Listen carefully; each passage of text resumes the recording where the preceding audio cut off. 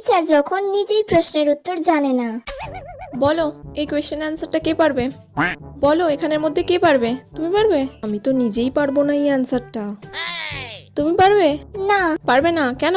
পড়াশোনা করো না? কি করতে স্কুলে এসে বসে থাকো? এই তুমি বলো। দূর বাবা, কেউ তো একটা উত্তরও বলতে পারছে না, আর কতক্ষণ এইভাবে চালাবো? বেলটাও পড়ছে না যে ক্লাস থেকে বেরিয়ে যাব, ভালো লাগে না। বলো। এই তোমরা সবাই প্রাইভেট কার কাছে পড়তে যাও? ম্যাম আপনার কাছেই।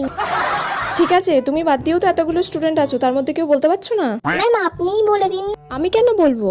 আমি বললে তো তোমরা সবাই এমনিই জেনে যাবে। তাহলে তোমরা কি করো বাড়িতে? উফ, কি জ্বালায় পড়লাম রে বাবা, কেউ তো একটা বল। সব গাধা, আমিও গাধা, তার সাথে তোরাও গাধা। বলো। নিজে তো জানি না, যা বললো তাতেই হ্যাঁ বলে দিই। শুনলে কি বললো? তুমি কেন পারলে না? শুনে নাও ভালো করে, কালকে যেন কোয়েশ্চেনটা ধরলে তুমি পারো, ঠিক আছে?